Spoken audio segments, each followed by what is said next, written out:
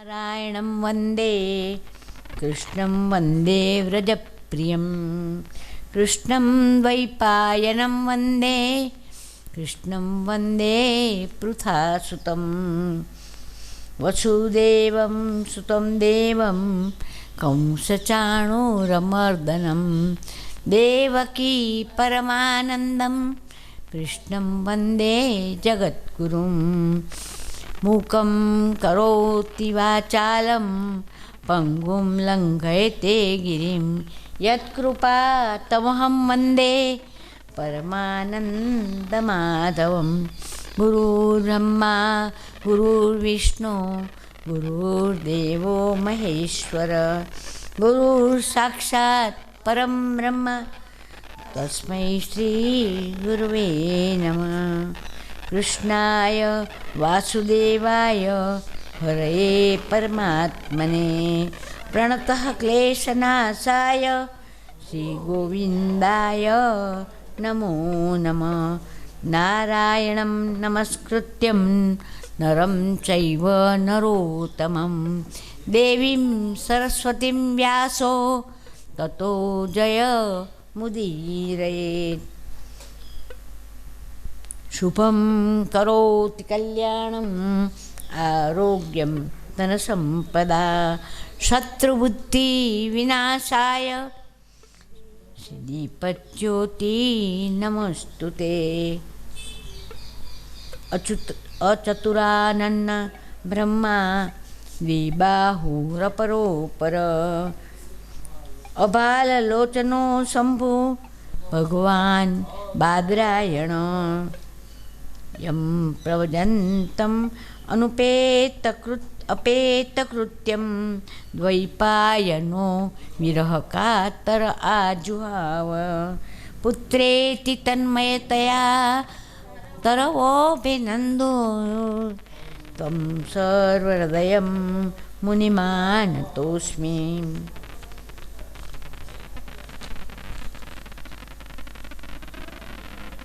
द्वारिकाधीशनी जय गिरिराजतरुणी जय त्रिविक्रम रायनी जय।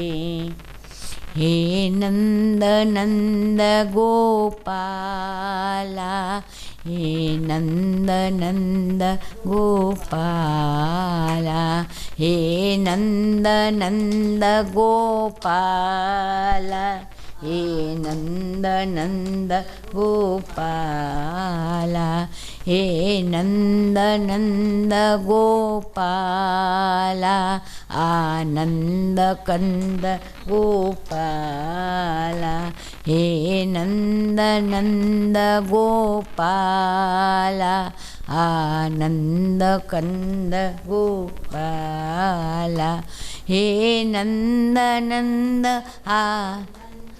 कंद हे नंद नंद गोपाला हे नंद नंद हे नंद कंद नंद नंद गोपाला हे नंद नंद आनंद कंद हे नंद नंद गोपाला हे नंद नंद गोपाला हे नंद नंद गोपाला। अथ ध्यानं कस्तूरी तिलकं ललाट पटले वक्षस्थळे कौस्तुभं नासाग्रे वरमौक्तिकं करतले वेणुकरे कङ्कणं सर्वाङ्गे हरिचन्दनं सुललितं कण्ठे च मुक्तावली गोपस्त्रीपरिवेष्टितो विजयते गोपालचूडामणि।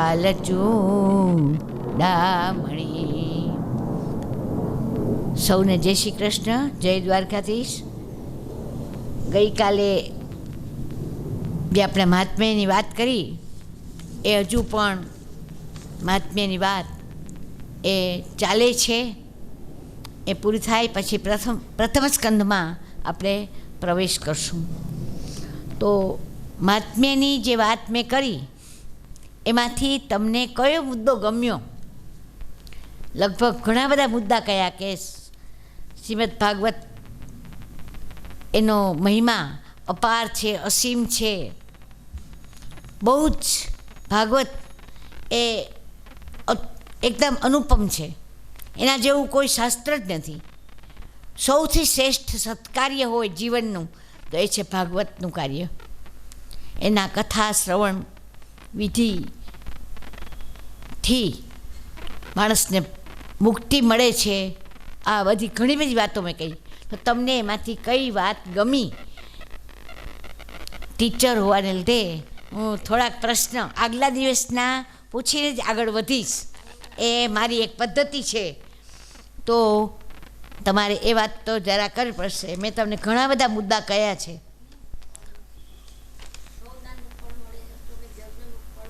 ગૌદાનનું ફળ મળે, બરાબર છે.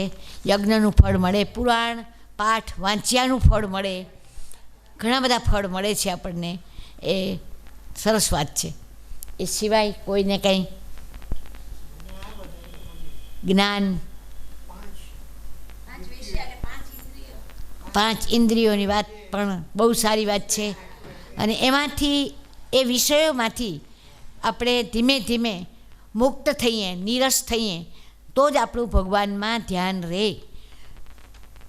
વારંવાર એમાં કહેવામાં આવ્યું છે કે સદા સેવ્યા શ્રીમદ ભાગવતી કથા યસ્યા શ્રવણ માત્રેણ હરિશ્ચિત્તમ પ્રવેશયેત હરિશ્ચિત્તમ સમાશ્રયેત. પરમાત્માનો પ્રવેશ થાય હૃદયમાં, ચિત્તમાં. અને એકવાર હૃદયમાં અને ચિત્તમાં હરિનો જો પ્રવેશ થાય એનાથી વધારે ઉત્તમ શું? આ જગત ભૂલાઈ જાય. જીવ, જગત અને જગદીશ એનું જ્ઞાન આપે છે ભાગવત. તો જગદીશનું જ્ઞાન આપણને મળે. જગદીશમાં આપણું મન એટલું પરોવાઈ જાય કે જીવ અને જગત ભૂલાઈ જાય. તો આ બધી વાત ભાગવત આપણને શીખવે છે. એમાં શરૂઆતમાં જ મંગલાચરણનો શ્લોક આવે છે. તો એ શ્લોક બધાને આવડે છે, માટે સાથે જ બોલવાનો છે બધાએ. સચ્ચિદાનંદ રૂપાય વિશ્વોત્પત્યાદિ હેતવે તાપત્રય વિનાશાય શ્રી કૃષ્ણાય વયમ નમઃ. ભાગવત શ્રી કૃષ્ણ પ્રધાન ગ્રંથ છે. એમાં શ્રી કૃષ્ણની જ વાત વધારે આવે છે, વારંવાર આવે છે. એમના જન્મથી માંડીને તેના ગોલોકધામમાં પ્રવેશ્યા અને એ પછી પણ કળિયુગમાં શું થયું તે બધી વાત ભાગવતમાં આવે છે. અને શ્રી કૃષ્ણ એ તો સૌથી ઉત્તમ દેવ છે. આપણે ત્યાં ઉત્તમ શાસ્ત્ર કયું? આટલા બધા શાસ્ત્રો લખાયા છે. તો કે સૌથી ઉત્તમ શાસ્ત્ર દેવકી પુત્ર ગીતમ. દેવકી પુત્રના દ્વારા જેને દેવકી પુત્ર માટે જે ગીત લખાયું છે એ સૌથી ઉત્તમ છે. સૌથી શ્રેષ્ઠ દેવ કયો? તો કે દેવકી પુત્ર એવ. પરમાત્મા કૃષ્ણ એ જ સૌથી શ્રેષ્ઠ દેવ છે. એના જેવું કોઈ જ ઉત્તમ નથી. આવશે આગળ ભાગવતમાં કે આપણે ત્યાં અનેક અવતારો થયા, પણ કૃષ્ણ એ તો પૂર્ણ અવતાર છે, સૌથી શ્રેષ્ઠ અવતાર. અને ખરેખર તો જયદેવ વગેરે ગીત ગોવિંદમાં એને અવતાર કહેતા જ નથી. એ કહે છે કે આ બધા અવતારો કૃષ્ણના છે. જ્યારે વ્યાસ મુનિએ એને અવતાર ગણ્યા છે 10મા અવતાર તરીકે. એટલે આપણે તો અત્યારે અવતાર તરીકેની જ વાત લઈશું, પણ એ બધા અવતારોમાં પૂર્ણ અવતાર હોય. પૂર્ણ અવતાર એટલે શું? તો કે જેમાં સત, ચિત્ત, આનંદ, જગતની નું સર્જન વિસર્જન એને માટેનું જગતને નું સર્જન કરવું, તેને પાળવું, એટલે કે તેનું પાલન અને વિસર્જન એ બધું કરવું જેને માટે શક્ય છે. અને જે આપણા ત્રણેય પ્રકારના પાપને નો નાશ કરે છે એવા કૃષ્ણને અમે વંદન કરીએ છીએ, એમ શરૂઆતમાં જ કહેવામાં આવ્યું છે. તો હવે એ શબ્દો મંગલાચરણના એ આપણે વધારે ધ્યાનથી સાંભળીએ, સમજીએ. સૌથી પહેલાં તો સચ્ચિદાનંદ રૂપાય, સત, ચિત્ત અને આનંદ એ 3 શબ્દોની સંધિ કરવામાં આવી છે. સત, પરમાત્મા સત સ્વરૂપ છે. સત એટલે કે જે છે તે, અસ્તિત્વ જેનું છે તે, જેની સત્તા છે તે. આ જગતમાં, આ જગત જ આખું પરમાત્માની સત્તાથી બનેલું છે, પરમાત્માના અસ્તિત્વથી બનેલું છે. કોઈ એમ કહે કે આ વ્યક્તિ આ છે, કે એનું નામ આ છે, તો એ માત્ર નામ માત્ર છે, પણ હકીકતમાં તો એ પરબ્રહ્મ સ્વરૂપ જ છે. પરબ્રહ્મ સ્વરૂપ તત્વ એ જ લીલા કરીને એકોહમ બહુશ્યામ, એક હું અનેક થાઉં એમ માની, એમ વિચારીને સંકલ્પ માત્રથી જ એણે આ જગત સર્જ્યું છે. તો પરમાત્મા એ સત સ્વરૂપ છે, એ એની પહેલી વાત છે. ચિત્ત એટલે ચેતન સ્વરૂપ છે. પરમાત્મા એ ચેતન સ્વરૂપ છે, આપણે પણ ચેતન સ્વરૂપ છીએ. સત ને ચિત્ત આ બંને તો આપણામાં છે જ. જો ન હોય તો આપણામાં એક આનંદ સ્વરૂપ એ થોડા ઘણા અંશે છે તો ખરું, પણ આનંદ સ્વરૂપ થોડા ઘણા અંશે છે. જ્યારે આપણે ભાગવત કથા અને કોઈ પણ સત્સંગ કથા શ્રવણ વિધિ કરીએ ત્યારે આપણે ખરેખર સાત્વિક આનંદ આવે છે. તો ગુપ્તાનંદો હરિ, એમ આપણે ગઈકાલે કહ્યું કે ખરેખર તો આપણામાં આનંદ તો છે, પણ એ આનંદ જગતની બધી વિટંબણાઓમાં ખોવાઈ ગયો છે આપણો આનંદ. તો વારંવાર આપણા મૂળ તત્વને, મૂળ આનંદને શોધવો એ જ આપણું કર્તવ્ય છે. તો સચ્ચિદાનંદ રૂપાય, આગળની તમારી ભાગવત કથામાં તમે જે કરાવી હતી બહુ સરસ, એમાં કલ્પેશભાઈએ બહુ સરસ કહ્યું છે કે કોઈ પણ વ્યક્તિનું સ્વરૂપ, સામર્થ્ય અને સ્વભાવ આ 3 જાણવા જરૂરી છે. તો પરમાત્માનું સ્વરૂપ કેવું છે? તો કે સત, ચિત્ત અને આનંદ સ્વરૂપ છે પરમાત્મા. આ 3 રૂપે પરમાત્મા આ જગતમાં રહે છે. તો એનું સ્વરૂપ છે, પૂર્ણ સ્વરૂપ છે. પરમાત્મા પૂર્ણ સ્વરૂપ છે, આપણે તો અધૂરા છીએ થોડા, પણ પરમાત્મા એ પૂર્ણ સ્વરૂપ છે. આપણામાં એ તેનો કોઈને કોઈ અભાવ છે, એમાં એક આનંદનો અભાવ છે. એટલા માટે તો વારંવાર આપણને થાય છે કે કંઈક મજા નથી આવતી, કંઈક જામતું નથી. સારામાં સારી જગ્યાએ જઈએ, સારામાં સારી હોટેલમાં જઈએ, સારામાં સારા હિલ સ્ટેશને જઈએ, તોય આપણને અંદરથી ઉદાસીન લાગે, કારણ કે નિરાનંદો જગત. ગઈકાલે આ વાત થઈ છે કે વલ્લભાચાર્યએ તો કહ્યું છે કે રેતીમાં ગમે તેટલો તમે રેતીમાંથી પ્રયત્ન કરો તોય તેલ નીકળે જ નહીં. એવી રીતે આપણે ગમે તેટલો પ્રયત્ન કરીએ તો એ જગતમાંથી આપણે આનંદ મળે જ નહીં. તો પછી કોઈ કહેશે અમે તો બહુ સુખી છીએ, અમારા પુત્ર પૌત્ર, અમને આનંદ છે. તો એ આનંદ નથી, એ આનંદની ભ્રમણા છે. સાચો આનંદ તો પરમાત્માના ચરણ અને શરણમાં જ છે. માત્ર આનંદ એ એમાં જ છે, કારણ કે પરમાત્માનું સ્વરૂપ જ આનંદમય છે. સચ્ચિત અને આનંદમય સ્વરૂપ એવા પરમાત્માના આપણે અંશ છીએ. મમય અંશો જીવ લોકે, આપણે એના અંશ છીએ. એટલે આપણામાં થોડે ઘણે અંશે આ બધું રહેલું છે. સત ને ચિત્ત તો છે જ, આપણું અસ્તિત્વ છે જ, ચેતન સ્વરૂપે આપણે છીએ જ. આપણું ચિત્ત પણ, તમે એ પણ એક શબ્દ સમજવા જેવો છે. કોઈ પણને પ્રશ્ન થાય કે મન અને ચિત્તમાં શું ફરક છે? મન તો કે સંકલ્પ વિકલ્પ કરે, બધા વિચારો કરે ને એને કહેવાય મન. અનેક પ્રકારના વિચાર આપણે આવડે, અત્યારે બેઠા હોય તો પણ કંઈક તો વિચાર આવે છે, તો એ છે મન. જ્યાં ચિત્ત એટલે તો કે વિષ્ણુ શસ્ત્રમાં શુદ્ધ ચિત્તને સોના જેવું ગણ્યું છે, સુવર્ણ ગણ્યું છે. એને શુદ્ધ સુવર્ણ હોય ને, ચોખ્ખું સોનું, એને ચિત્ત કહ્યું છે. એમાં કોઈ જાતના, એટલે કે મનની કોઈ પણ જાતની વિચારહીન સ્થિતિ એને કહેવાય ચિત્ત. અને વારંવાર આપણે મનમાંથી ચિત્તમાં જવાનો પ્રયાસ કરવો જોઈએ. કોઈ પણ જાતના વિચાર આવે ને તરત કાઢી નાખવા, અને નિર્વિચાર સ્થિતિમાં આપણે રહેવાનો પ્રયત્ન કરવો. કારણ કે જો ચિત્તમાં જ પરમાત્માનો પ્રવેશ થાય, મનમાં નથી થતો. મન તો ડોળાયેલું હોય, કલુષિત છે મન, તો સંકલ્પ વિકલ્પ અનેક પ્રકારના વિચાર કરે છે. તો ચિત્ત એટલે મનની નિર્વિચાર એવી સ્થિતિ. તો આ સ્થિતિ આપણે પ્રયત્નથી લાવી શકીએ, અશક્ય નથી, અઘરું છે આ, પણ અશક્ય નથી. તો આ ચિત્તની સ્થિતિ એ પણ લાવી શકાય આપણામાં, કારણ કે આપણે પરમાત્માનો અંશ છીએ, માટે આ બધું જ લાવી શકીએ, આનંદે લાવી શકીએ. સત તો છે જ, આપણું અસ્તિત્વ તો છે જ, જળ વસ્તુનું અસ્તિત્વ તો છે જ, પણ જળ વસ્તુમાં ચિત્ત નથી, એટલે કે ચેતન તત્વ નથી. ચેતન તત્વ છે પણ તિરોતી ભાવ થયું છે, એટલે કે છુપાયેલું છે નહીં. આનંદ તત્વ તો બિલકુલ નથી, એ તો માત્ર પરમાત્મામાં જ છે. અને આપણામાં કોઈક વખત કોઈક અંશે આનંદ આવે જ ખરો, સાત્વિક આનંદ. જ્યારે ખરેખર યોગીઓ બધાએ તપશ્ચર્યા કરતા હોય તેને સાત્વિક આનંદ આવતો જ હોય છે. કેમ નથી આવતો? પરમાત્માને પ્રાપ્ત કરવાના 3 માર્ગ કયા છે? જે ભક્તિ માર્ગ, જ્ઞાન માર્ગ અને કર્મ માર્ગ. તો આપણે એકદમ ધ્યાનથી જ્યારે આપણે કર્મ કરતા હોઈએ, યોગ કર્મસુ કૌશલમ, કર્મમાં એકદમ કુશળતા પ્રાપ્ત કરી હોય, એકદમ ધ્યાનથી આપણે કર્મ કરતા હોઈએ તો એ યોગ છે. અને એ યોગ છે જ, એ જ આપણો આનંદ છે. આપણા જે એન્જિનિયરો, ડૉક્ટરો વગેરે હોય, ડૉક્ટરો જ્યારે ઓપરેશન કરતા હોય તો એકદમ એ ચિત્ત એમાં જ હોય, તો એ સાત્વિક એનો આનંદ જ છે.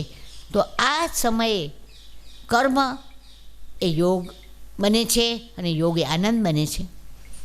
એવી રીતે ભક્તિ માર્ગમાં સાચા હૃદયથી નિષ્કામ ભક્તિ જ્યારે કરવામાં આવે ત્યારે ભક્તિ પણ આનંદનું સાધન બની જાય છે. અને જ્ઞાન પ્રાપ્તિ જ્યારે આપણે કરીએ એકદમ ધ્યાનપૂર્વક, ત્યારે એ પણ એક યોગ છે અને એ પણ એક આનંદ પ્રાપ્તિનું સાધન છે. અનેક રીતે આ શબ્દોને સમજાવી શકાય, પણ આપણે ટૂંકમાં કહીએ તો પરમાત્માનું સ્વરૂપ એ સચ્ચિત અને આનંદ રૂપે છે. અને પરમાત્મા કૃષ્ણ એ તો પૂર્ણ અવતાર છે, માટે એમને તો આપણે પૂર્ણ સ્વરૂપે એને વંદન કરીએ છીએ. આ પરમાત્માને વંદન કરો કે ભાગવતજીને વંદન કરો? આપણે એમ થાય કે શરૂઆતમાં ભાગવત ભગવાનની જય નહીં બોલાવી, પણ પરમાત્મા કૃષ્ણની જય એ જ ભાગવતની જય છે. કારણ કે વારંવાર કહ્યું જ છે, એ વાત તમે બધા જાણો છો કે પરમાત્મા જ્યારે ગોલોક ધામમાં ગયા અહીંથી, ત્યારે એણે પોતાનું તેજ એ ભાગવતમાં પધરાવ્યું છે. તો ભાગવતજી એ જ સ્વયં કૃષ્ણ છે. તો પરમાત્માનું સ્વરૂપ એ વાત પૂરી થઈ. પછી પરમાત્માનું સામર્થ્ય, એની સમર્થતા, એની તાકાત, એની શક્તિ કઈ છે? તો કે વિશ્વોત્પત્તિ આદિ હેતવે. એ શું કરે છે? સર્જન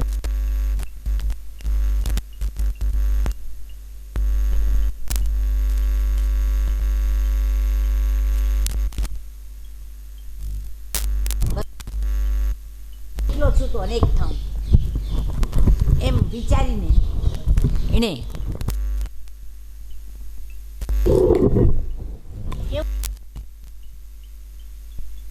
તો કેવું સરસ રીતે સર્જન કર્યું. આ જગત તો જુઓ તમે, ધ્યાનથી આપણે કોઈ જોતા નથી, કેટલી વિવિધતા છે આ જગતમાં. એક ફૂલો જોઈએ તો ફૂલોમાં કેટલી વિવિધતા છે, ફળમાં કેટલી વિવિધતા છે, જગતના પદાર્થોમાં કેટલી વિવિધતા છે. અને જગતની વ્યક્તિઓ જુઓ તમે, આટલી બધી સંખ્યામાં માણસો છે, છતાંય કોઈ આપણને એક સરખા નથી લાગતા. કેમ? દરેકને 2 આંખ છે, નાક છે, 2 કાન છે, બધું જ, બધા અવયવો સરખા હોવા છતાંય ભલે ભાઈ બહેનોમાં અણસાર સરખી હોય, આપણે ખ્યાલ આવે કે આના જેવા લાગે છે, એવા તો એ પોતે તો નથી લાગતા. એટલે વિવિધતા તો છે જ, દેખાવમાં જ નહીં, સ્વભાવમાં કેટલી વિવિધતા છે. દરેક માણસ આપણે દરેક વખતે જુદો જ લાગે. દરેકના પરિચયમાં આવીએ ત્યારે આપણે ખબર પડે કે આ માણસનો સ્વભાવ તો જુદો જ લાગે. તો આ બધું સર્જન એ પરમાત્માએ કર્યું છે. પરમાત્માને વૈવિધ્ય બહુ ગમે છે. એકમાં અનેકતા લાવવી એ તો એમનો શોખનો વિષય છે, બહુ એને ગમે છે. તો એક માત્ર એકમાં અનેકતા નહીં, પણ એકને એક વસ્તુમાંય અનેકતા છે. માત્ર આપણે મેં ગઈકાલે તમને કહ્યું હતું કે એક ખટાશ છે, તો ખટાશનો એક રસ, એક સ્વાદ, તો આંબલીનો જુદો, કેરીનો જુદો, આમળાનો જુદો. એક જ માટીમાંથી આ બધા જ વૃક્ષો એ રસ લે છે, છતાંય આંબલીનો રસ લે, આમળાનો લે, કેરીનો ગ્રહણ કરે રસ. કોઈ વસ્તુ મિક્સ થાય છે કેટલી સરસ રીતે. શાકભાજીની માર્કેટમાં જઈએ આપણે ત્યારે અનેક પ્રકારની શાકભાજી, અનેક પ્રકારના ફળો, અનેક પ્રકારના રંગો, આકાશમાં જોઈએ અનેક પ્રકારના આપણે મેઘધનુષ્યમાં રંગ જોવા મળે, અનેક પ્રકારના આપણે આ જગતના તત્વો જોવા મળે છે. તો પરમાત્માનું સર્જન એ વૈવિધ્ય ભરેલું છે. પરમાત્મા પાલન કેટલું સરસ કરે છે આપણું. એની પાળવાની રીત તો જો, કોઈ દિવસ પણ કોઈનો વિનાશ ન થાય એમ ઈચ્છે છે. એક એવો મંત્ર રાખવો જોઈએ કે જેના પર આપણે આવી જઈએ, પાછા કેન્દ્રિત થઈ જાય આપણું મન. પુષ્ટિમાર્ગમાં તો કહ્યું જ છે કે એક ક્ષણ પણ જો તમે પરમાત્માનું નામ ભૂલી જાઓ ને તો તમારામાં આસુરી ભાવ પ્રગટી જાય, તરત અસુર ઘૂસી જાય છે મનમાં. તો મનમાં અસુરને બિલકુલ ઘૂસવા દેવાનો. ભલે આ જગત ગમે તેટલું સારું લાગે, છતાંય આખરે તો એ જગત, શંકરાચાર્ય કહે છે એમ, બ્રહ્મ સત્ય જગત મિથ્યા, જીવો ભય બ્રહ્મ ના વૈ વપર. સ્વપ્ન જ છે આખરે તો એ ખોટું જ છે, કારણ કે એને માયાનું આવરણ છે, માયા છે બધી, એ સાચું નથી, સ્વપ્નવત જગત છે. તો વારંવાર આપણે ગાફેલ રહેવાનું નથી, ચિત્તને સ્થિર કરવાનું છે. પરમાત્માની આ લીલા વિશ્વોત્પત્તિ આદિ હેતવે એ આપણે એનું સામર્થ્ય એ આપણે પૂરું કરીએ. આપણે એમાંની એક જ વાત કે જગતનું પાલન કરે છે ભગવાન, માટે આપણે કદી પણ ભગવાન પરનો ભરોસો ઓછો ન કરવો જોઈએ. શા માટે આપણે પેલા ગઈકાલે મકરંદ દવેએ કહ્યું હતું એ રીતે દોઢિયાને કમાવા માટે આટલું બધું શા માટે કરવું જોઈએ? શું કામ લોકો ખોટું સાચું ગમે તેમ ધન પ્રાપ્ત કરવા પ્રયત્ન કરે છે? હે વિશ્વપતિ તારા વિશ્વાસે મારો ચાલે છે વ્યવહાર, રહીશના દૂર. એ ભજન છે જ, બહુ જાણીતું છે, બધાને ગમતું ભજન છે. તો કહેવાનું એ જ છે કે વિશ્વપતિ, વિશ્વંભર, સરસ શબ્દ છે ભગવાનને માટે. વિશ્વંભર છે એ તો સમગ્ર વિશ્વની જો ભરણ પોષણ કરે, નાનકડી એક ઈયળનું કે નાનકડા એક જંતુનું ભરણ પોષણ કરે, તો છે આપણું ભરણ પોષણ ન કરે, કરે જ તો છે આપણે શા માટે એ એટલી બધી ચિંતા કરીએ છીએ? એક મુનિમને એક શેઠને પૂછ્યું, શેઠે મુનિમને પૂછ્યું કે આપણી પાસે કેટલું ધન છે? તો મુનિમ કહે કે લગભગ તમારી 7 પેઢી સુધી ચાલે એટલું ધન તો છે. તો શેઠ રડવા માંડ્યા. તો કે કેમ રડો તમે પણ? તો કે 8મી પેઢી શું ખાશે એ મને ચિંતા થાય છે. બોલો, આવી આ વાત છે. આપણે દીકરાને એના દીકરા સુધીની ચિંતા કરીએ, ખરેખર નહીં. જેમ જેમ પેઢી ક્રમ ઉતરતો જાય તેમ તેમ માયા ઓછી થવી જોઈએ, એને બદલે એની માયા વધતી જાય, આપણામાં વધે માયા, તો એ વધે એ ખોટી છે, એવું નહીં હોવું જોઈએ. પરમાત્માના પાલન પર, એના સર્જન પર, તેના વિસર્જન પર આપણે વિશ્વાસ રાખવો જોઈએ. તો બધા પર વિશ્વાસ રખાય, વિસર્જનમાં વિશ્વાસ રખાય. એ કોઈનો જુવાન દીકરો મૃત્યુ પામે તોય તમે એમ કહો કે વાહ ભગવાન સારું કર્યું, જે કર્યું હોય, કઈ જાતની? તો કે આ પુષ્ટિમાર્ગવાળા તો કહે છે કે પરમાત્માની કઠોર કૃપા. પરમાત્મા 2 પ્રકારની કૃપા કરે, કોમળ કૃપા અને કઠોર કૃપા. જેનું એણે ભલું કરવું હોય તેનું સર્વમ હરિષ્યતિ, તેનું બધું લઈ લે. તો છે એનો અર્થ એ થયો કે આપણને જો બધું આપે ભગવાન, તો પછી ભગવાન આપણા ઉપર રૂઠેલા છે કે આપણને તો ખૂબ આપે, સમૃદ્ધિ વધતી જ જાય આપણી?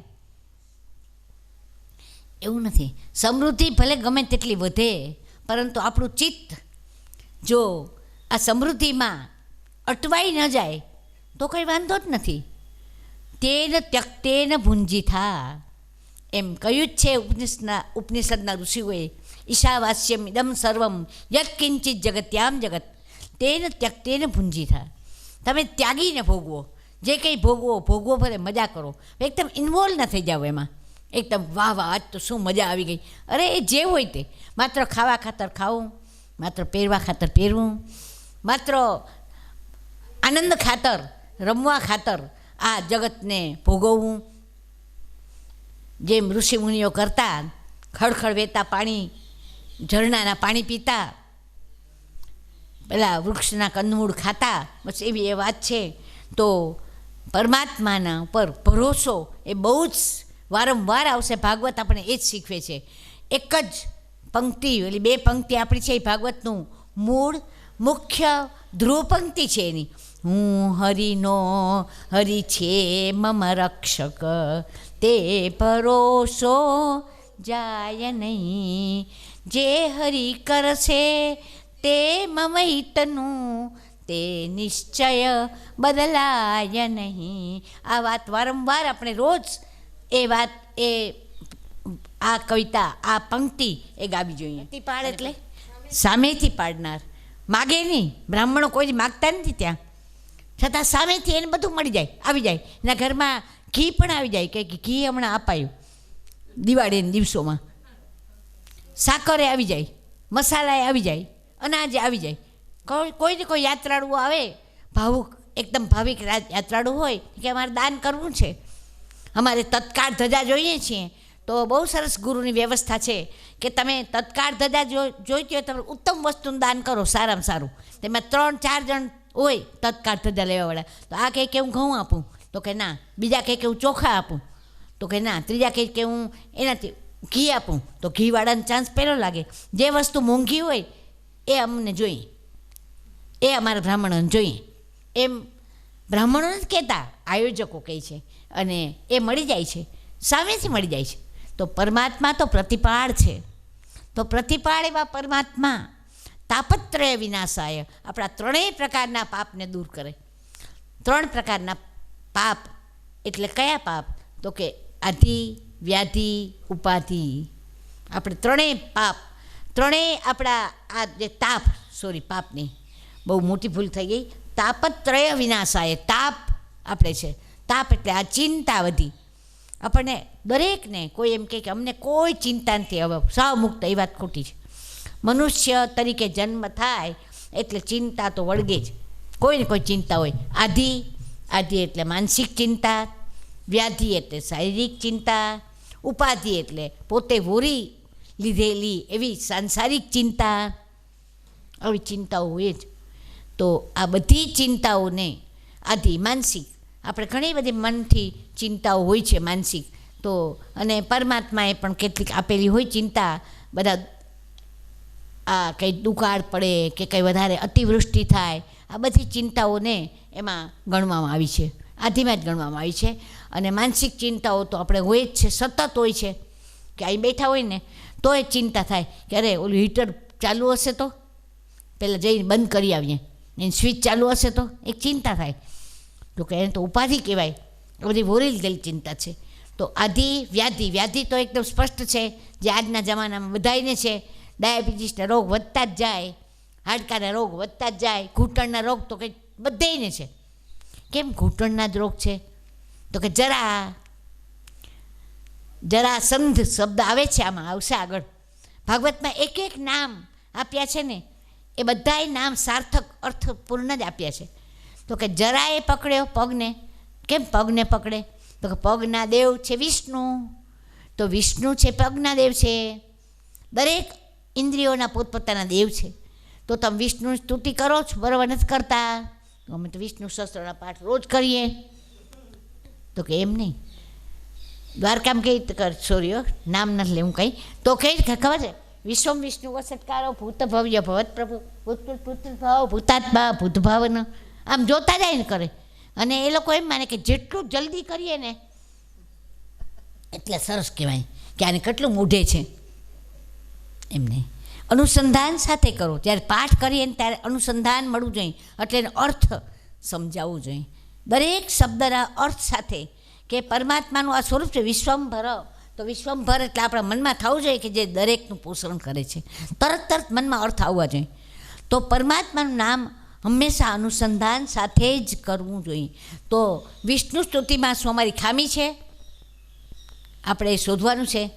વિષ્ણુ પરમાત્મા ત્રિવિક્રમ રાય એના દરબારમાં બેઠા પછી આપણને પગ ન દુખવા જોઈએ. જો પગ દુખે તો આપણે કહીએ કે હે વિષ્ણુ, તું મારા પગને હવે કૃપા કર, મારા ઉપર મારી કોઈ પણ ભૂલ હોય, મારી કોઈ પણ ખામી હોય એને તું માફ કર અને બધું સંપૂર્ણ કરી દે. તો તાપત્રય વિનાશાય પરમાત્માનો સ્વભાવ એ કેવો છે? તો કે ત્રણેય પ્રકારના તાપને દૂર કરે. આપણા મનમાં કોઈ પણ ચિંતા એ રહે જ નહીં, બધી ચિંતાનો નાશ કરે. નાશ એટલે શું? તાપત્રય વિનાશાય શબ્દ વાપર્યો છે. નાશાય શબ્દ જ વાપર્યો. નાશ અને વિનાશ વચ્ચે તફાવત છે. નાશ એટલે એકવાર નાશ થાય પાછો આવે. આપણે ડૉક્ટર પાસે જઈએ તો તાવ આપણે એકવાર મટાડી દઈએ પણ પાછો તાવ ન આવે એવી ગેરંટી નથી આપતા. જ્યારે વિનાશ એટલે શું? એક એને ઉપસર્ગ લગાડી વી એટલે વિશેષ એવો નાશ, એટલે કાયમ માટે નાશ થઈ જાય, પછી એ કોઈ દિવસ પાછો ના આવે. તો કંઈ એવું ક્યાં છે? અમને પાછી એની ચિંતા વળગે. મુંબઈ જઈએ પાછી વળગે એની ચિંતા. જુઓ, ભગવાન તો વિનાશ નથી કર્યો, પણ ભગવાન કહે કે એમાં હું શું કરું? ભગવાન પ્રત્યેની આપણી શ્રદ્ધા, આપણો ભરોસો, આપણી પ્રાર્થના, એમાં જેટલી ત્રુટિ છે, જેટલી ખામી છે, એટલો વિનાશ ઓછો થાય. આપણે જો સંપૂર્ણ ભગવાનને શરણે થઈ જઈએ તો ભગવાન તો ના એ સમગ્ર આપણા તાપને નાશ કરવા બેઠો જ છે, કારણ કે એનો સ્વભાવ છે. એ કરવા શરણાગત જે એના શરણે આવે એને ખૂબ આનંદમાં રાખવા એ તો એનો સ્વભાવ છે. તો એ સ્વભાવનો લાભ આપણે કેમ નથી લેતા? હજી પણ આપણા અહંકારને કે નહીં આ કામ તો હું કરીશ, મારાથી આ થઈ જશે, બધું સોંપી દો ભગવાનને, મારાથી કંઈ થાય જ નહીં. કહીને ઓલું આપણે કહેવત છે ને કે ભૂંજીઓ પાપડ પણ ભંગાય નહીં, કે શેકેલો પાપડ હોય ને એ તો એટલો સહેલો હોય તરત ભંગાઈ જાય, પરંતુ આપણે આંગળીમાં જ લકવા થઈ ગયો હોય તો અહીંયા જ લકવા થઈ જાય કે ભગવાન ક્યારે કંઈ શું કરે તો આ પાપડને આમે ન ભાંગી શકાય, કંઈ જ ના થાય. ભગવાન જ આપણે બધું જ કરવાની શક્તિ આપે છે. આ ઈશ્વરને શરણે જવું જોઈએ, એને ચરણે જવું જોઈએ. ભાગવત માત્ર એટલું શીખે કે બધું છોડીને તમે પરમાત્માને શરણે જાઓ. શ્રી કૃષ્ણ શરણમ મમ, મારો ઈશ્વર એ જ મારું શરણ છે, મારો કૃષ્ણ એ જ મારું શરણ છે. શ્રી કૃષ્ણ, સ્વામીજી સહિતના કૃષ્ણ, રાધાજી સહિતના કૃષ્ણ એ જ મારું શરણ છે. આટલું માત્ર આપણે કરીએ તો બીજું કાંઈ કરવાની જરૂર નથી. હમણાં એક વૃદ્ધની મુલાકાત થઈ તો એ કે હું એટલા પાઠ કરું, 11 પાઠ હું શિવ મહિમનના કરું, 11 પાઠ વિષ્ણુ શસ્ત્રના કરું, 11 પાઠ ગોપાલ શસ્ત્રના કરું, એ કે તોય મારું મોત નથી આવતું. મેં કંઈ કાંઈ હવે કરવાની જરૂર નથી, બહુ મોટી ઉંમર થઈ ગઈ, માત્ર શ્રી કૃષ્ણ શરણમ મમ એટલું માત્ર કરો તોય બસ છે, એમ એને મેં કહ્યું. તો કહેવાનો મતલબ એ છે કે આ સિદ્ધ મંત્ર છે. કેટલાક ભાગવતમાં કેટલાક મંત્રો હોય ને સિદ્ધ મંત્ર કહેવાય. તો વલ્લભાચાર્યને આ ભગવાને આપેલો મંત્ર છે, તો એ આપેલો મંત્ર છે, સિદ્ધ મંત્ર છે, માટે એટલું જ કરવું જોઈએ. અને શ્રી કૃષ્ણાય વયમ નમઃ છેલ્લા શબ્દમાં છેલ્લા શ્લોકના ચરણમાં કહે છે કે આવા શ્રી કૃષ્ણને, રાધાજી સહિતના શ્રી કૃષ્ણને, રાધા કૃષ્ણને વયમ નમઃ, વયમ કહે છે. વયમ એટલે અહમ આવામ વયમ, હું, અમે બે અને અમે બધા, બહુવચન છે, અમે બધા જ નમીએ, એટલે કે વક્તા અને શ્રોતા બંને બધા જ આપણે નમઃ એ પણ બહુવચન છે, ક્રિયાપદમાં પણ અમે બધા જ નમસ્કાર કરીએ છીએ. કારણ કે બધા જે પ્રશ્નો છે તાપત્રય એ વક્તાને હોય, શ્રોતાને હોય, સૌને હોય પ્રશ્ન, સંસારનો તાપ સૌને નડતો હોય. તો આવા કૃષ્ણને, આવા રાધા કૃષ્ણને અમે સંપૂર્ણ રીતે સર્વાત્મ ભાવે સર્વ રીતે અમે એને વંદન કરીએ છીએ. સર્વ ભાવે એટલે સર્વ ઇન્દ્રિયોથી, સર્વ અમારા ભાવથી અમે વંદન કરીએ છીએ એમ કહી અને મંગળાચરણની વાત અહીંયા પૂરી કરી છે. વારંવાર આપણે દ્વારકાનાથને યાદ કરવા જોઈએ, તેને પ્રણામ કરવા જોઈએ, તેને વંદન કરવા જોઈએ અને હૃદયપૂર્વક વંદન કરવા જોઈએ. પુષ્ટિમાર્ગમાં બહુ સરસ કહ્યું છે. મને એક યજમાને કહ્યું કે વારંવાર શું પુષ્ટિમાર્ગની વાત કરો છો, પણ હવે આ શ્રીનાથજીને ખોળે બેઠા છીએ એટલે એ વાત આવી જ જાય કે ભગવાનની જ્યારે દર્શન કરો ને ત્યારે ભગવાનની મૂર્તિને હૃદયમાં ઉતારવા પ્રયત્ન કરો. એ હૃદયમાં એટલો આત્મસાત કરો કે પરમાત્મા આપણને એની મૂર્તિ સ્વરૂપ એનું યાદ રહી જાય આપણને. યોગી ફિર ધ્યાન ગમ્યમ એનો અર્થ જે છે ને, શાંતાકારમ ભુજગશયનમ પદ્મનાભમ સુરેશમ, આપણે જે સ્તુતિ બોલીએ ને એના અર્થ તો આપણે આવડવા જ જોઈએ. તો કે શાંતાકારમ, પરમાત્મા એકદમ કહે છે શાંત આકારવાળા છે, એકદમ શાંત. અરે આપણે તો નાનકડા પ્રશ્નો હોય ને કંઈક તો એ આકાર બદલાઈ જાય, ચહેરાનો ભાવ બદલાય, ખબર પડી જાય કે આને કંઈક પ્રોબ્લેમ છે એના મોઢા ઉપર, કારણ કે આપણે ભાવુક છીએ એટલા બદલાઈ જાય. પરંતુ પરમાત્માને આખા જગતનો બોજો છે તો એ શાંતિથી, એકદમ શાંત આકારથી, શાંત એવા ભાવથી એ રહેલા છે, સૂતેલા છે. શાંતાકારમ ભુજગશયનમ, પાછું એનું સ્થાન પણ કેવું છે, આવી કંઈ ગાદી નથી, સુવા માટે સર્પનું સ્થાન ભુજગ, નાગની ઉપર સૂતેલા છે. જે નાગ તો ક્યારે દંશ આપે ખબર ન પડે, તો એ એની સ્ટ્રેન્થ છે છતાં પણ શાંત છે, એનું સ્થાન છે એ સુવાનું, તો એ શાંત છે. પદ્મનાભમ સુરેશમ, પદ્મનાભ જેના કમળમાંથી પદ્મ પ્રગટ્યું છે, કમળ જેમના નાભીમાંથી કમળ પ્રગટ્યું છે એવા આ પરમાત્મા સુરેશમ, સુર એટલે દેવ, દેવના ઈશ એવા પરમાત્માને હું વંદન કરું છું. આગળ આવે છે પદ્મનાભમ સુરેશમ વિશ્વાધારમ, સમગ્ર વિશ્વને ધારણ કરીને બેઠા છે. ગગન સદૃશમ, આકાશ જેવો જેનો વર્ણ છે, આકાશની જેવા જે વિશાળ છે, જે ધીરગંભીર છે. ગગન સદૃશમ મેઘવર્ણમ, મેઘ જેવો જેનો વર્ણ છે.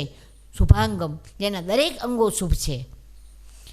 લક્ષ્મીકાંતમ કમલનયનમ, લક્ષ્મીના પતિ, કારણ કે આપણે ચિત્રમાં જોઈએ છીએ કે તે વખતે લક્ષ્મીજી એના પગ દાબે છે, તેના ચરણમાં લક્ષ્મી છે. માટે આપણે જ્યારે લક્ષ્મી જોતી હોય ને તો પહેલાં પરમાત્માને પધરાવવા જોઈએ, તો લક્ષ્મી તો આપોઆપ આવશે એના ચરણમાં. પરંતુ આપણે ઉલટું કરીએ, લક્ષ્મીજીનું સ્તવન કરીએ, લક્ષ્મીની સ્તુતિ કરીએ. બધાને આજ જોઈ મેં કે શ્રી સુખ તો આવડે છે, મોઢે આવડે, કારણ કે ડરી જાય ઓલા કે ભાઈ શ્રી ન ચાલી જવી જોઈએ ઘરમાંથી. પણ ત્યાં શ્રી સૂક્તમાં શ્રીનો અર્થ ઘણા થાય છે, બહુ સરસ અર્થ છે શ્રી સૂક્તનો. કોઈ વાર આમ આવશે તો કહેવામાં આવશે તમને. તો શ્રી તો ભગવાનની પાછળ પાછળ આવે છે, એ પછી છે. પહેલાં આપણે વિષ્ણુને પધરાવવા જોઈએ હૃદયમાં, આપણા ઘરમાં, આપણા મંદિરમાં અને સર્વત્ર. પરમાત્મા તો છે જ, પણ આપણે આહ્વાન કરીને એને બોલાવવાના છે કે મારે ત્યાં તું આવ, હે પરમાત્મા તું મારા ઘરમાં તું પ્રવેશ કર. તો સ્ત્રી તો આવવાની છે. તો લક્ષ્મીકાંતમ કમલનયનમ, જેની આંખો પણ કમળ જેવી છે એવા કમલનયનમ શ્રી યોગીભીર ધ્યાન ગમ્યમ, બરાબર છે ને? એટલે એક શબ્દમાં કંઈ ભૂલ, યોગીભીર ધ્યાન ગમ્યમ, આ એક જ શબ્દ મને ગમે છે આ બધામાંથી. યોગીઓના ધ્યાનમાં આવે, બધાને ધ્યાનમાં નથી આવતા. આપણે ઘરે જઈને હું તો બહુ જ પ્રયત્ન કરું, દ્વારકાધીશમાં જ્યારે દર્શન કરું, ભલે ઓલા ત્યાંના જે છે રખેવાળો એ વારંવાર આમ ખીજાય, જાઓ જલ્દી જાઓ જલ્દી જાઓ. આમ કે આટલા બધા કલાકો અમે જે મુસાફરીમાં બગાડ્યા એની એટલી મિનિટ તો આપો અમને દર્શન કરવા, એટલી મિનિટ ના આપે. પછી પાછળ ઊભીને દર્શન કરીએ. દર્શન કરતાં એટલું બધું આ સ્વરૂપને આત્મસાત કરીએ કે મુંબઈ જઈને પણ ભગવાન દ્વારકાનાથ આવા ને આવા સ્વરૂપ અમને યાદ રહે. અને પછી ઘરે જઈને યાદ કરીએ, નથી આવતા યાદ, સાચે જ હું કબૂલ કરું છું. એ યોગી ભી ધ્યાન ગમ્યમ, યોગીઓ હોય ને તો ધ્યાનમાં આવે. તેનો અર્થ આપણે એવા યોગ, હજી મેં તો તમારી ખબર નથી મને, પણ એવો યોગ પ્રાપ્ત નથી કર્યો. પરમાત્મા કૃષ્ણ એ તો યોગેશ્વર છે, સ્વયં યોગેશ્વર છે. એ પોતે પણ ધ્યાન ધરતા હતા. એક વાર નારદજી આવ્યા ને તો કંઈક અરે બધાએ તમારું ધ્યાન ધરશે, તમે કોનું ધ્યાન ધરો છો? તો હું પણ મારા ભક્તોનું ધ્યાન ધરું છું. ભગવાને કહ્યું, ભગવાન પણ એના ભક્તોનું, નારાયણનું, આમ નિરાકાર એવા પરમાત્માનું ધ્યાન ધરે છે. તો પરમાત્મા ત્રિવિક્રમ કે પરમાત્મા દ્વારકાનાથ એ આપણા ધ્યાનમાં સતત રહેવા જોઈએ, એ ધ્યાનમાં આવી જવા જોઈએ, એ મૂર્તિ આપણા મનમાં ઉતરી જવી જોઈએ. અને એકવાર જો ઉતરી જાય પછી તો ક્યાંય મંદિરોમાં કે તીર્થધામમાં ફરવાની જરૂર જ નથી. આપણે માત્ર યાદ કરી આંખ બંધ કરીને આવી જવી જોઈએ. તો એ જેટલા પ્રમાણમાં આવે એટલા પ્રમાણમાં આપણે ભક્ત, એમ આપણે આપણી પરીક્ષા કરવાની. યોગીભીર ધ્યાન ગમ્યમ કૃષ્ણમ વંદે જગતગુરુમ. ખરેખર તો જગતના ગુરુ સ્થાને પણ પરમાત્મા છે, પિતા સ્થાને પણ આપણા દ્વારકાનાથ જ છે, બધું જ કરનારા પરમાત્મા જ છે. તો આ પરમાત્માની ઓળખ કરાવે છે ભાગવત. ભાગવત આપણે શા માટે વારંવાર સાંભળીએ છીએ, તો વારંવાર એનું આયોજન કરીએ છીએ એનું કારણ એ કે પરમાત્મા ભગવાનની ભાગવત એ ઓળખ કરાવે છે. ભગવાન શું છે એ સમજાવે છે એ ભાગવત. મેં તમને કહ્યું કે પ્રશ્ન પદ્ધતિથી હું થોડુંક કરાવવાનો પ્રયત્ન કરીશ. તો મેં ગઈકાલે દાખલો આપ્યો હતો કે વારંવાર ભાગવત વાંચવાની શું જરૂર હોય. જ્યારે સૂત સૌનક એ જ્યારે ભાગવત કથા કરતા હતા, નારદજી અને સનકાદિ ઋષિ ભાગવત કરતા હતા, ત્યારે ત્યાં વ્યાસે આવ્યા અને વાલ્મીકી આવ્યા અને દેવલ ઋષિ આવ્યા અને બધા ધૌમ્ય ઋષિ આવ્યા અને બધા જ આવ્યા ભાગવતને સાંભળવા. તો આપણને એમ થાય કે વ્યાસે તો પોતે લખ્યું જ ભાગવત, તોય આવ્યા. વશિષ્ઠએ તો રામને ભણાવ્યા છે, તો એ તો કેટલા મહાન હશે. રામના જે ગુરુ હોય એ કેટલા બધા જ્ઞાની હોય, તોય આવ્યા છે ભાગવત સાંભળવા. ભૃગુ ઋષિએ તો બધાય જાણો છો કે વિષ્ણુના છાતીમાં લાત મારી હતી. ભગવાનના છાતીમાં લાત મારી શકે એટલા આ ઋષિમાં કેટલી તપસ્યાનો પ્રભાવ હશે. અને ભગવાન છતાંય પાછા એની પાસે માફી માગવા આવ્યા કે તમને મહારાજ મારી છાતી તો બહુ કઠણ છે, તમારો આ પગ કોમળ છે, તમને દુખતા તો નથી ને, તમને વાગ્યું તો નથી ને. આ છે વિષ્ણુ, ક્ષમાશીલ છે. કેટલી બધી ક્ષમા છે એનામાં, ક્રોધ નથી એનામાં બિલકુલ. અને પછી એટલે તો દેવોની સભામાં બેઠા હતા કે ત્રણમાંથી શ્રેષ્ઠ દેવ કોણ, તો કે વિષ્ણુ એ સૌથી શ્રેષ્ઠ દેવ છે. તો આવા વિષ્ણુપુત્ર આપણે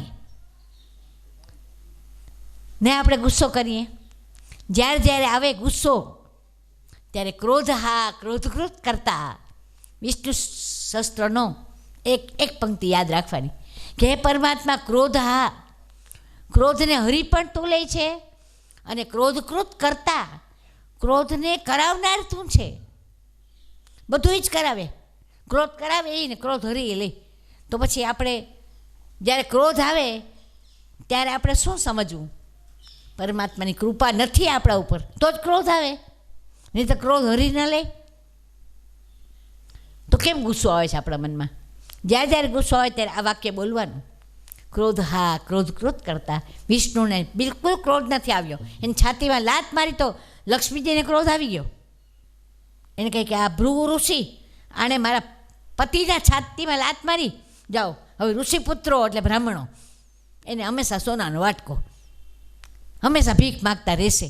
આપણે જાણીએ છીએ બધા જ કે ખૂબ સમૃદ્ધ છીએ આપણે, છતાંય આખરે સોનાનો વાટકો તો ખરો ને. ભલે વાટકો હોય સોનાના વાટકામાં આપણે કંઈક માગીએ તો ખરા જ ને, કંઈક તો કરીએ ને. આપણે દ્વારકામાં કેટલી સમૃદ્ધિ છે અત્યારે. જુઓ બધાય લગ્ન, સમૂહ લગ્નમાં કંઈ 5-5 દિવસના સમૂહ લગ્ન સારામાં સારા કરવાના છે. એકથી સ્ત્રીઓએ બધી આપણી બધી ગુગળીની સ્ત્રીઓએ સાડી તૈયાર કરી છે, 5 દિવસ પહેરવાની 5 સાડી. કેવી પાછી ઉત્તમ એકદમ. જમવાનું તો કે ઉત્તમ, બંને ટાઈમ પાછું બધું ઉત્તમ.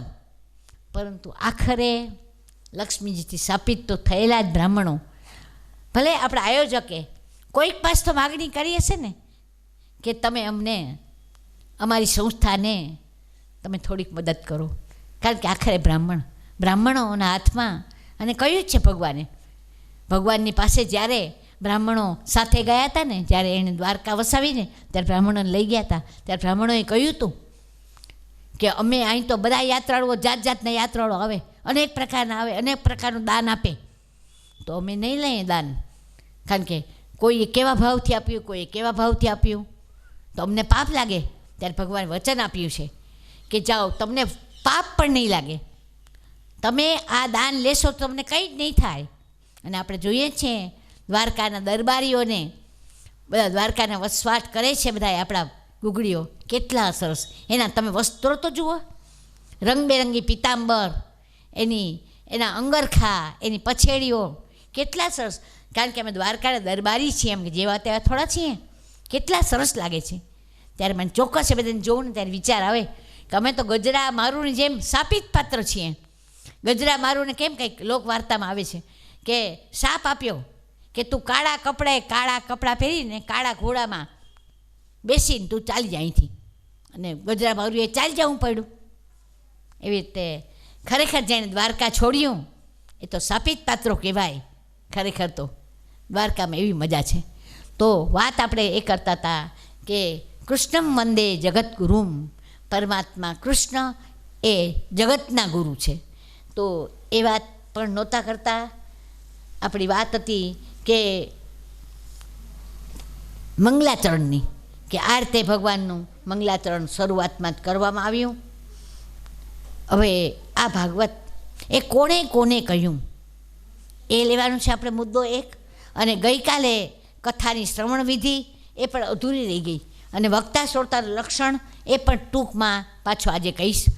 ભાગવત કોણે કોને કહ્યું, તો સૌથી પહેલાં તો નિરાકાર નારાયણ એવા આ પરમાત્માએ બ્રહ્માનું સર્જન કર્યું. અને બ્રહ્માને એમ થયું, કમળમાં બેસીને એ પ્રગટ્યા બ્રહ્મા, પછી એ પાછા નાળચામાં ગયા, પોતાના એ કમળદંડમાં પ્રવેશ્યા.